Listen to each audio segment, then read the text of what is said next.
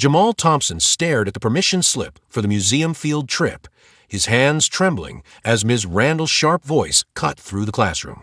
"You're not going," Ms. Randall sneered, her eyes narrowing at him. "You've been a troublemaker all year." The 10-year-old's heart sank.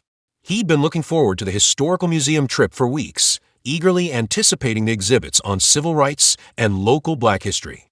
Now, with a few cruel words, Ms. Randall had crushed his dreams.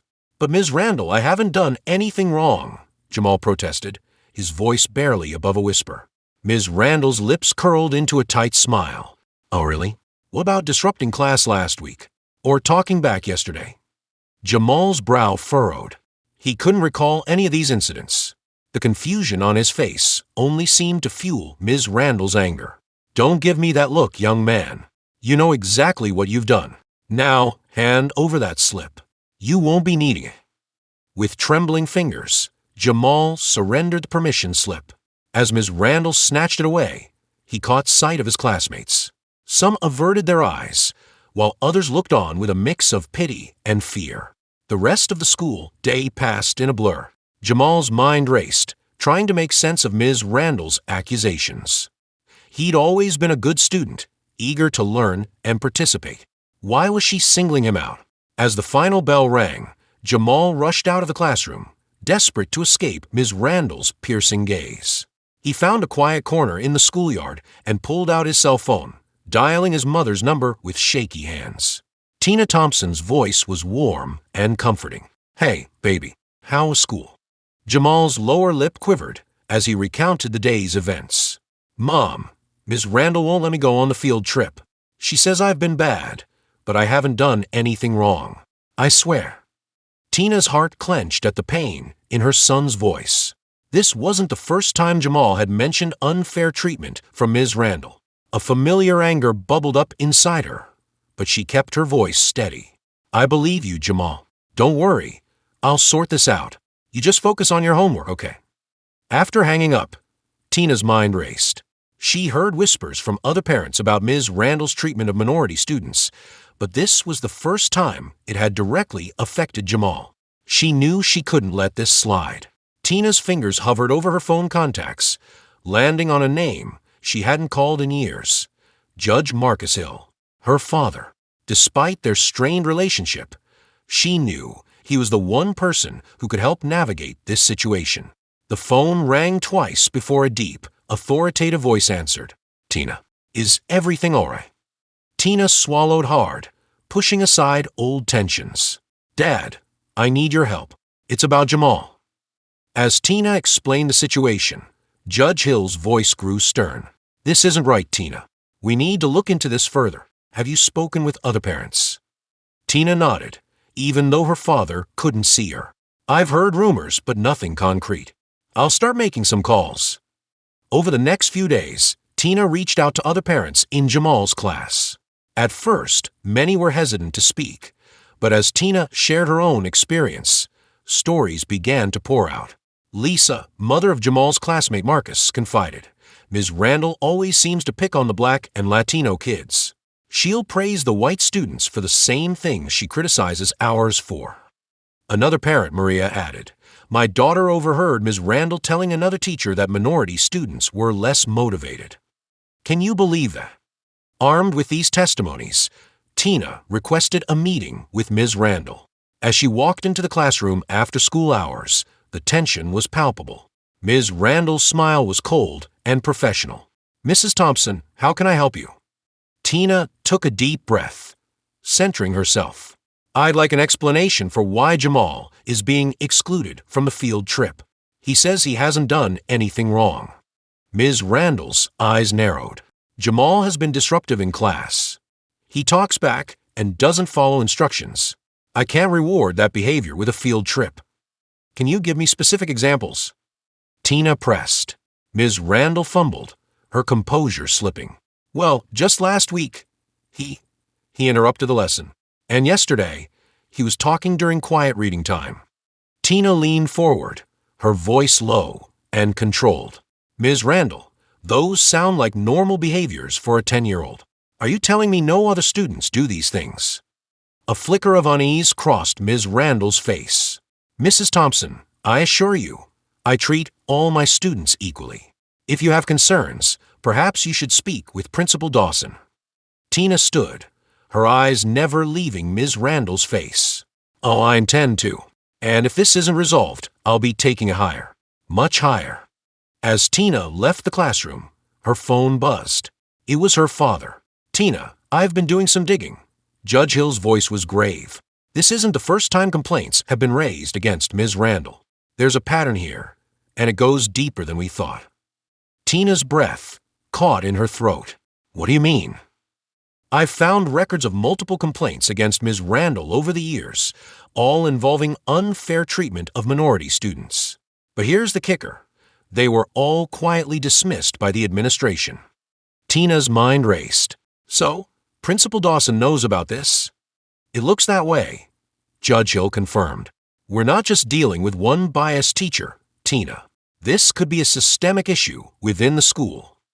As Tina hung up, she felt a mix of anger and determination. She distanced herself from her family's influence for years, wanting to make her own way.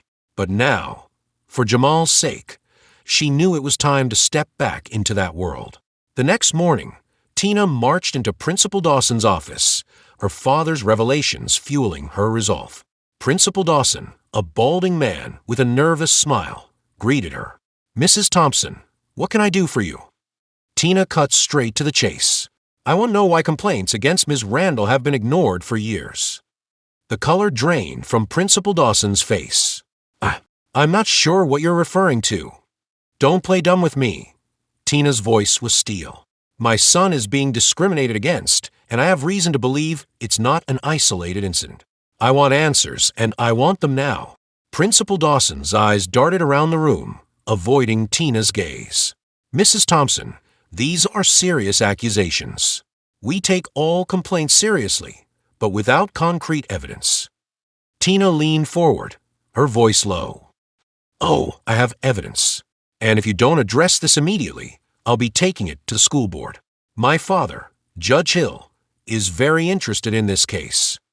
At the mention of Judge Hill's name, Principal Dawson's demeanor changed entirely. Judge Hill. I see.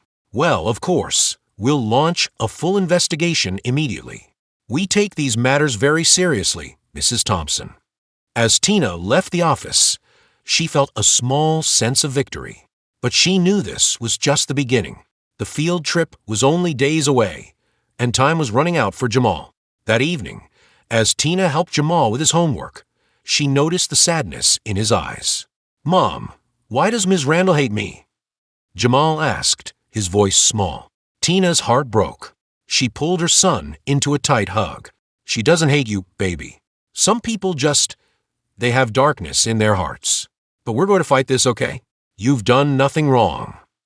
Jamal nodded, burying his face in his mother's shoulder. I just wanted to see the civil rights exhibit. Grandpa said it was important. Tina stroked Jamal's hair, her resolve strengthening. You will see it, Jamal. I promise you that. As Jamal drifted off to sleep that night, Tina's phone pinged with a new email. Her breath caught as she read the anonymous message. Mrs. Thompson, I'm a former student of Ms. Randall's. What happened to your son isn't new. I filed a complaint years ago, but Principal Dawson buried it. They're protecting her. Be careful. Tina's hands shook as she forwarded the email to her father. This was bigger than she'd imagined. It wasn't just about Jamal anymore. It was about years of injustice, swept under the rug. As she stared out the window into the dark night, Tina knew the real battle was just beginning. But for Jamal, for all the children who'd suffered in silence, she was ready to fight. The historical museum field trip wasn't just about a day out anymore. It had become a symbol of something much larger. A fight for equality, for justice, and for the right of every child to learn without fear or prejudice. Tina's jaw set with determination.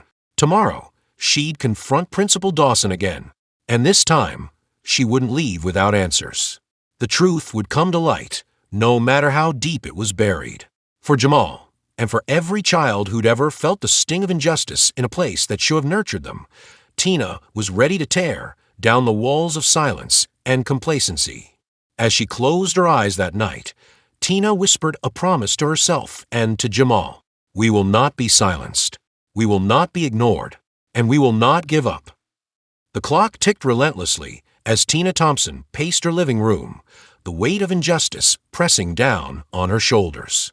The field trip to the historical museum was now just 3 days away, and Jamal's exclusion hung over their home like a dark cloud.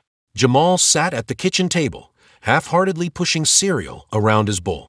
Mom, do I have to go to school today? Tina's heart clenched at the defeat in her son's voice. She knelt beside him, cupping his face in her hands. Baby, I know it's hard, but we can't let them win by keeping you away. You're stronger than that. Jamal's eyes welled with tears. But Ms. Randall is wrong, Tina said firmly, and we're going to prove it. As Jamal trudged off to school, Tina's phone buzzed. It was her father, Judge Marcus Hill. Tina, I've been making some calls. The school board is taking notice, but Principal Dawson is stonewalling. We need to push harder. Tina's jaw set. I'm ready, Dad. What's our next move? We go public, Judge Hill said. It's time to shine a light on this darkness. That afternoon, as Jamal's classmates chattered excitedly about the upcoming field trip, he sat silently at his desk. His friend Marcus leaned over, concern etched on his face. Hey, Jamal, why aren't you coming on the trip? Jamal shrugged, avoiding eye contact. Ms. Randall says I can't go. Marcus frowned. But why? You're like the smartest kid in class. Before Jamal could respond, Ms. Randall's sharp voice cut through the air. Marcus, no talking during study time. Do you want to join Jamal in missing the field trip? Marcus paled, shrinking back into his seat. Jamal felt a familiar knot of anger and shame tighten in his stomach. Meanwhile, Tina sat in her car outside the school, her phone buzzing with new emails. Anonymous testimonies from former students and parents flooded her inbox, each one a damning indictment of Ms. Randall's behavior. One email made her breath catch. Mrs. Thompson, I worked as a teaching assistant at Westfield Elementary 5 years ago. I filed a formal complaint about Ms. Randall's treatment of minority students. Principal Dawson assured me it would be addressed. A week later, I was let go. Be careful. They protect their own. Tina's hands shook as she dialed her father's number. Dad, we've got proof. Principal Dawson's been covering this up for years. Judge Hill's voice was grim. This goes deeper than we thought, Tina. It's time to confront Dawson directly. Heart pounding, Tina marched into Principal Dawson's office, the weight of countless silenced voices propelling her forward. Dawson's smile was strained. Mrs. Thompson, what can I do for you? Tina slammed a folder on his desk. You can explain why you've been burying complaints about Ms. Randall for years. The color drained from Dawson's face. I don't know what you're talking about. Don't lie to me, Tina hissed. I have testimonies, emails, even a former employee who was fired for speaking up. How long have you known about Ms. Randall's racism? Dawson's composure cracked. Mrs. Thompson, please. You don't understand the complexity of the situation. Our school's reputation. Your reputation. Tina's voice rose. What about the children you failed? What about my son? Dawson's eyes darted nervously. I'll launch an investigation immediately. But please, let's handle this internally. There's no need to involve the school board. Tina leaned in, her voice low and dangerous. Oh, it's far too late for that, Principal Dawson. The board is already involved, and they're very interested in what I have to say. As Tina left the office, her phone buzzed with a text from Jamal. Mom, can you pick me up? I don't feel good. Tina's heart sank. She found Jamal sitting alone on the school steps, his shoulders slumped. What happened, baby? Jamal's voice was barely a whisper. Ms. Randall made me sit in the corner during our class. She said I was being disruptive, but I was just helping Marcus with his painting. Tina pulled her son close, fury and heartbreak warring within her. I'm so sorry, Jamal, but I promise you, this ends now. That evening, as Jamal did his homework, Tina received a call from an unfamiliar number. "Mrs. Thompson, this is Sarah. I'm on the school board with Judge Hill. We've reviewed your evidence, and it's worse than we thought. Principal Dawson has been systematically covering up complaints against several teachers, not just Ms. Randall." Tina's mind reeled. What happens now? Sarah's voice was grim. "We're calling an emergency meeting tomorrow morning. We need you and Jamal there." The next day dawned bright and clear, a stark contrast to the storm brewing within the walls of Westfield Elementary. Tina and Jamal arrived to find the parking lot filled with unfamiliar cars. Inside, the tension was palpable. Ms. Randall paced nervously outside the conference room, while Principal Dawson's secretary wrung her hands. Judge Marcus Hill strode towards them, his presence commanding respect. "Tina, Jamal, are you ready?" Jamal looked up at his grandfather, a mix of fear and determination in his eyes. "I think so, Grandpa." As they entered the conference room, Tina gasped. The entire school board was present, along with several stern-faced individuals she didn't recognize. One of them, a sharp-eyed woman, stood. "Mrs. Thompson, Jamal, I'm Linda Carver from the Department of Education. We're here to get to the bottom of this." What followed was hours of intense questioning. Jamal, with quiet dignity, recounted every instance of unfair treatment. Other students and parents were called in, each story more damning than the last. Ms. Randall, when confronted, broke down. I didn't mean to. I just thought." But it was Principal Dawson's testimony that shocked everyone. Backed into a corner, he lashed out. "It wasn't just me," he shouted. The superintendent knew.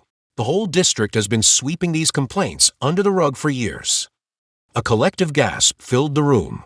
Linda Carver's eyes narrowed. "Mr. Dawson, are you prepared to put that in writing?" As the day wore on, the true extent of the cover-up became clear. It wasn't just Westfield Elementary. Schools across the district had been silencing complaints of racial bias and discrimination.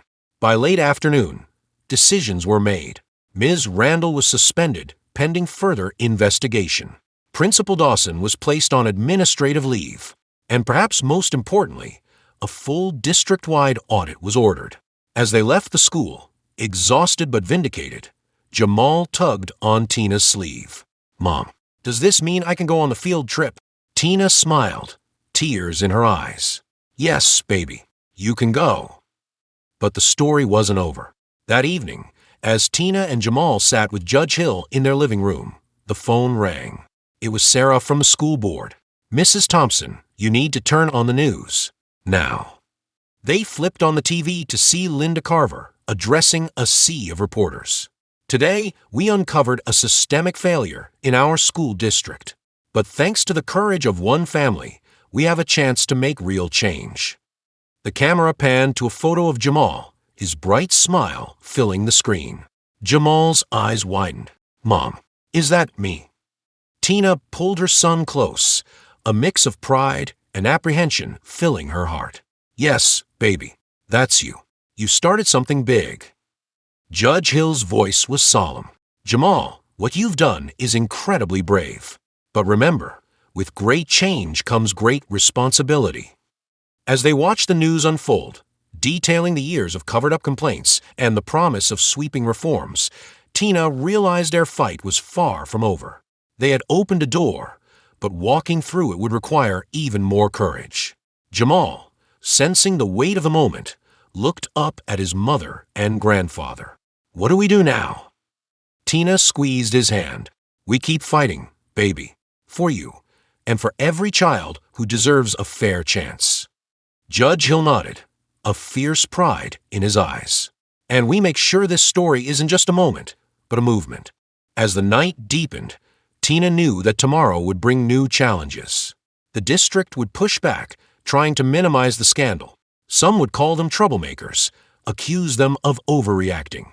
But looking at Jamal, his eyes shining with a newfound purpose, Tina knew they had no choice but to press on. They had shone a light on the darkness, and now they had to make sure it never went out again.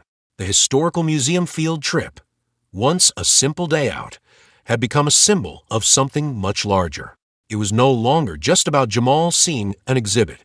It was about ensuring that every child, regardless of their skin color, had the right to learn, to grow, and to dream without the shadow of discrimination hanging over them. As Jamal drifted off to sleep, Tina whispered a promise to herself and to her son. This is just the beginning. We won't stop until every child feels safe, valued, and heard, no matter how long it takes. The morning of the field trip dawned with an electric tension in the air. Jamal Thompson stood at his bedroom window, watching the school bus rumble down the street without him. His heart ached, but a flicker of hope burned in his chest. Today was the day of reckoning. Tina's phone buzzed. Judge Marcus Hill's gravelly voice came through. "Tina, the board's on their way. Be ready." In the kitchen, Tina squeezed Jamal's shoulder. "Remember, baby, no matter what happens today, you've already won by standing up for what's right." Jamal nodded, his jaw set with determination that belied his 10 years. At Westfield Elementary, chaos reigned. Ms. Randall paced the hallway, her usual poise shattered. Principal Dawson barked orders at his secretary, sweat beading on his forehead. The school board members filed in, led by Judge Hill. His eyes met Tina's across the crowded hallway, a silent nod passing between them. As the impromptu hearing began, Jamal's classmates huddled near the door, wide-eyed and whispering. Marcus, Jamal's best friend, caught his eye and mouthed, "I'm sorry." Judge Hill's voice cut through the murmurs. "Ms. Randall, Principal Dawson, we're here to address serious allegations of racial discrimination and subsequent cover-ups." Ms. Randall's face paled. "This is ridiculous. I've always treated all my students equally." A small voice piped up from the back. "That's not true." All heads turned to see Lisa, a quiet girl from Jamal's class, step forward. Ms. Randall always picks on the black kids. She called Jamal disruptive for asking questions, but when Tommy does it, she calls him inquisitive. More students began to speak up, their voices gaining strength as they shared their experiences. The floodgates had opened. Principal Dawson, sensing the tide turning, attempted damage control. Now, let's not blow this out of proportion. Children often misunderstand." "No, Mr. Dawson," Tina interjected, her voice steel. "These children understand perfectly. It's the adults who've been willfully blind." She produced a thick folder. "I have here documented complaints spanning 5 years. Complaints that you, Mr. Dawson, personally buried." The room fell silent. Principal Dawson's face contorted. "You don't understand the pressure we're under. The school's reputation is built on lies." Judge Hill finished, his voice thunderous. "And it ends today." As the evidence mounted, Ms. Randall's composure cracked. "It wasn't just me," she shrieked, pointing at Principal Dawson. "He told me to be stricter with certain students. Said it would prepare them for the real world." Principal Dawson's face turned ashen. "That's a lie. I never." But Ms. Randall was beyond stopping. "You said our job was to manage expectations. That some kids just weren't cut out for success, so why waste resources?" The room erupted in outrage. Parents shouted, board members conferred urgently, and in the chaos, Principal Dawson made a desperate move. He lunged for Tina's folder, scattering papers across the floor. "You can't prove anything," he yelled, his eyes wild. In that moment, Jamal did something unexpected. He stepped forward, placing himself between Dawson and his mother. "Stop it," he said, his voice quiet but firm. "Just stop lying." The room fell silent, all eyes on the small boy standing tall against injustice. Jamal continued, his voice gaining strength. "You're supposed to help us learn, to believe in us. But instead, you decided some of us weren't worth believing in before we even had a chance." Tears welled in Tina's eyes as she watched her son, pride swelling in her chest. Judge Hill cleared his throat, breaking the spell. "I think we've heard enough. Principal Dawson, Ms. Randall, you're both suspended pending a full investigation. The board will appoint an interim administration, effective immediately." As the gravity of the situation sank in, Principal Dawson's shoulders slumped in defeat. Ms. Randall collapsed into a chair, her face buried in her hands. But the story wasn't over. Sarah, the school board member who had first alerted Tina to the wider implications, stepped forward. "There's more," she said, her voice grave. "Our preliminary investigation suggests this isn't isolated to Westfield Elementary. We've uncovered similar patterns across the district." A collective gasp filled the room. Judge Hill's brow furrowed. "How deep does this go?" Sarah produced a USB drive. All the way to the top. The superintendent, several board members. They've been systematically diverting resources from predominantly minority schools for years. The revelation hit like a thunderbolt. Parents and teachers alike reeled from the implications. Years of struggle, of watching their children fall behind, suddenly cast in a new light. Amidst the shock, Jamal tugged on his mother's sleeve. "Mom," he whispered, "what does this mean?" Tina knelt beside him, her eyes shining with a mix of sorrow and determination. "It means, baby, that what we started here is bigger than we ever imagined, and it's not over yet." Judge Hill's voice cut through the chaos. "We need to call an emergency session of the full board. This goes beyond Westfield. We're looking at a complete overhaul of the district." As the adults grappled with the enormity of the situation, Jamal's classmates gathered around him. Marcus spoke first, his voice thick with emotion. "Jamal, I'm sorry I didn't speak up sooner. You were so brave." Lisa nodded, tears in her eyes. "We all were scared, but you showed us it's okay to stand up for what's right." Jamal looked at his friends, a lump forming in his throat. "I was scared too," he admitted. "But my mom always says that doing the right thing is often the hardest thing." As the impromptu hearing adjourned, the hallways buzzed with activity. Parents huddled in groups, discussing the implications. Teachers whispered urgently, some looking shell-shocked, others nodding with grim satisfaction. Tina found herself surrounded by other parents, their faces a mix of gratitude and determination. "What do we do now?" one mother asked, clutching her daughter's hand. Tina took a deep breath. "We keep fighting. For every child who's been told they're not good enough, smart enough, or worthy enough. We fight until every school in this district gives our kids the education they deserve." As they left the school, Jamal noticed a group of high school students gathered outside.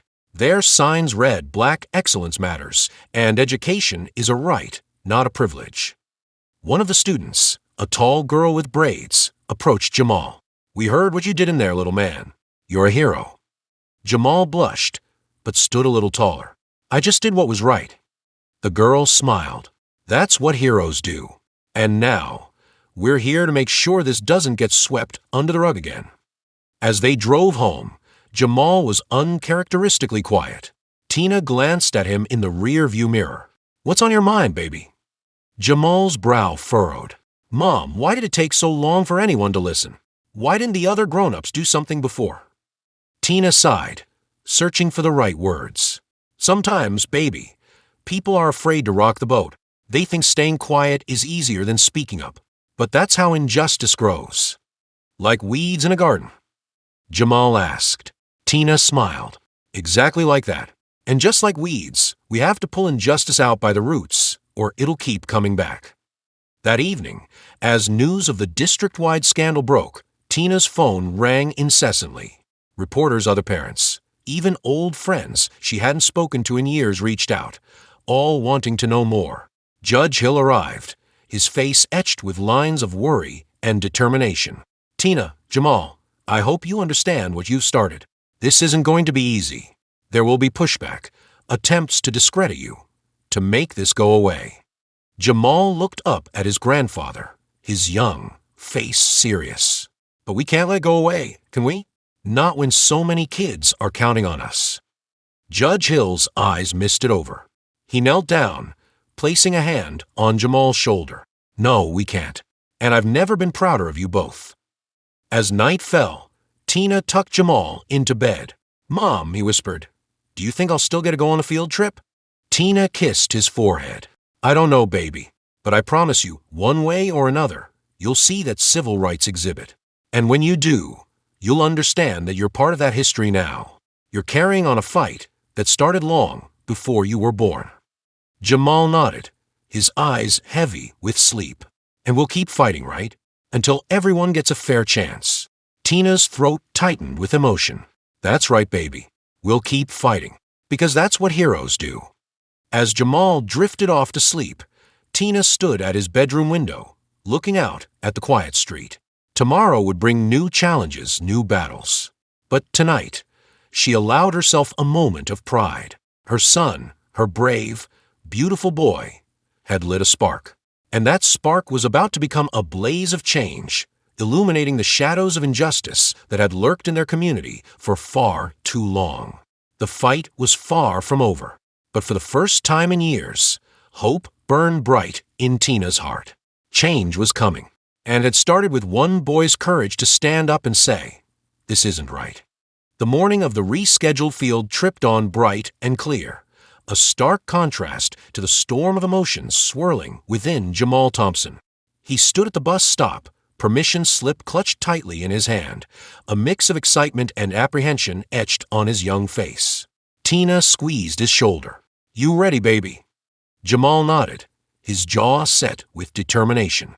"I'm ready, Mom." As the bus pulled up, Jamal's classmates poured out, their faces a mix of shame and admiration. Marcus, his best friend, approached first. "Jamal, I'm sorry I didn't speak up sooner." Jamal's smile was small but genuine. "It's okay. You're here now." The bus ride to the historical museum was filled with nervous chatter. As they approached the imposing building, Jamal caught sight of a familiar figure waiting on the steps. Judge Marcus Hill stood tall, his presence commanding respect. "Grandpa." Jamal's eyes widened in surprise. Judge Hill's smile was warm. "Couldn't miss this, could I?" Inside, the museum director, Dr. Amelia Carter, greeted them. Her eyes lingered on Jamal. "We have a special tour planned for you all today." As they moved through the exhibits, Jamal's classmates hung on every word. They saw artifacts from the civil rights movement, heard stories of bravery and perseverance. But it was the final exhibit that took Jamal's breath away.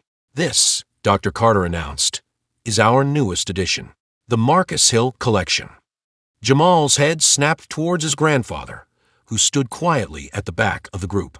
Dr. Carter continued, "Judge Hill's work in civil rights has shaped our community for decades. Many of the freedoms we enjoy today are because of his tireless efforts." As Jamal stared at the photos and documents, he saw his grandfather as a young man, marching alongside Dr. King, arguing cases before the Supreme Court. Tears welled in his eyes as he realized a legacy he was part of. Meanwhile, back at Westfield Elementary, an emergency school board meeting was underway. Principal Dawson, his usual polished demeanor cracked, pleaded his case. "You can't do this. Think of the school's reputation." Sarah, the board member who had first alerted Tina to the wider implications, leaned forward. "Mr. Dawson, we are thinking of the school's reputation and its future. A future where every child, regardless of race, has an equal opportunity to succeed." As the board deliberated, a crowd gathered outside. Parents, students, and community members held signs demanding justice and equality in education. Back at the museum, Jamal approached his grandfather during a break. "Why didn't you tell me?" he asked, his voice barely above a whisper. Judge Hill knelt down, meeting Jamal's eyes. "Because, Jamal, it wasn't my story to tell anymore. It's yours now. You and your classmates, you're writing the next chapter." As the tour concluded, Dr. Carter gathered the students. "Before you go, I have a surprise. In light of recent events, we've decided to create a new exhibit, one that showcases the ongoing fight for equality in education." She turned to Jamal, her eyes twinkling. "And we'd like you, Jamal Thompson, to be our first contributor." Jamal's eyes widened. "Me?" Dr. Carter nodded. "Your courage in standing up to injustice, it's inspired a whole community. That's history in the making." As they prepared to leave, Jamal's phone buzzed. It was Tina. "Baby, you need to get back to school. Something big is happening. The bus ride back was electric with anticipation. As they pulled up to Westfield Elementary, Jamal gasped. The street was filled with people. News vans lined the curb, and at the center of it all stood Tina, her face a mixture of determination and hope. As Jamal pushed through the crowd, he heard snippets of conversation. They've suspended Dawson and Randall. A full district audit. New diversity and inclusion policies. Tina pulled Jamal into a tight hug. You did it, baby. You started something big. Suddenly, a hush fell over the crowd. The school board members emerged from the building, Judge Hill at their center. His voice, strong and clear, carried across the gathering. Today marks a new chapter for Westfield Elementary and our entire school district. We've uncovered years of systemic discrimination and bias, but thanks to the courage of one young boy and his family, we now have the opportunity to make real, lasting change. Cheers erupted from the crowd. Jamal felt overwhelmed, but Tina's steady presence anchored him. Judge Hill continued. Effective immediately, Principal Dawson and Ms. Randall have been removed from their positions. A full investigation will be conducted, and new policies will be implemented to ensure every child receives a fair and equal education. As the crowd's cheers swelled, Jamal noticed Ms. Randall and Principal Dawson being escorted from the building. Their faces were a mix of shame and defiance. For a moment, Ms. Randall's eyes met Jamal's. He saw something there he'd never seen before, regret. In that moment, Jamal made a decision that would shape the rest of his life. He stepped forward, his voice small but clear. Ms. Randall. The crowd hushed, all eyes on the young boy approaching his former teacher. I forgive you, Jamal said, his voice growing stronger. But I hope you learn from this. Every kid deserves a chance to shine. Ms. Randall's eyes welled with tears. She nodded, unable to speak, as she was led away. As the day wore on, Jamal found himself surrounded by reporters, all clamoring for his story. But it was a quiet moment with his classmates that meant the most. Lisa, the girl who had first spoken up during the hearing, approached him. Jamal, we want you to know we're with you now, all the way. One by one, his classmates echoed the sentiment. Marcus stepped forward, extending his hand. Partners in justice. Jamal grinned, clasping his friend's hand. Partners in justice. As the sun began to set, Tina, Jamal, and Judge Hill stood together, watching as the crowd slowly dispersed. What happens now? Jamal asked, his voice tinged with wonder and uncertainty. Judge Hill placed a hand on his grandson's shoulder. Now, Jamal, the real work begins. Change doesn't happen overnight, but you've lit a spark that can't be extinguished. Tina nodded, her eyes shining with pride. And we'll be right here with you, every step of the way. As they turned to leave, Dr. Carter from the museum approached. Jamal, I have something for you. She handed him a small, framed photo. It showed a young Judge Hill standing proudly in front of the very museum they had visited that day. To remind you, Dr. Carter said softly, that the fight for justice is a relay race. Your grandfather ran his leg, and now he's passing the baton to you. Jamal clutched the photo to his chest, feeling the weight of history and the promise of the future. As they walked towards their car, Tina noticed Jamal lagging behind, his eyes fixed on the school building. What's on your mind, baby? She asked. Jamal's voice was thoughtful. I was just thinking, maybe one day I'll be a teacher, or a principal, someone who makes sure every kid feels valued. Tina's heart swelled with pride. I think that's a wonderful idea, Jamal. As they drove home, the setting sun painted the sky in brilliant hues of orange and purple. Jamal leaned his head against the window, his mind replaying the events of the past weeks. Mom, he said softly. Yes, baby. Do you think we really made a difference? Tina glanced at her son in the rearview mirror, her eyes filled with love and admiration. Jamal, you've made more of a difference than you can possibly imagine. You showed everyone that one voice, no matter how small, can change the world. As they pulled into their driveway, Jamal noticed something new. Their neighbors had put up signs in their yards. Stand up for justice and equality in education for all. Jamal's eyes widened. Mom, look. Tina smiled, her eyes misty. See, baby, your courage is contagious. That night, as Tina tucked Jamal into bed, she noticed the framed photo of young Judge Hill on his nightstand. You know, she said softly, your grandfather always says that the most important thing in life is to leave the world a little better than you found it. Jamal nodded, his eyes heavy with sleep, but his heart full of purpose. I think I understand that now, Mom. As Tina kissed his forehead, Jamal whispered, Mom, I'm glad we didn't give up. Tina's voice was thick with emotion. Me too, baby. Me too. As she turned off the light, Tina paused at the doorway, watching her son drift off to sleep. In that moment, she saw not just her little boy, but a beacon of hope for the future. A future where every child, regardless of the color of their skin, would have the chance to reach for the stars. And as she closed the door, Tina whispered a promise to herself and to Jamal. We'll keep fighting, baby, because that's what heroes do. And you, my brave, beautiful boy, are a hero in every sense of the word. The journey wasn't over. In many ways, it was just beginning. But with courage, perseverance, and the unshakable belief in justice, Jamal Thompson had shown that even the smallest voice could echo through history, changing hearts, minds, and the very fabric of a community. And that, perhaps, was the greatest lesson of all.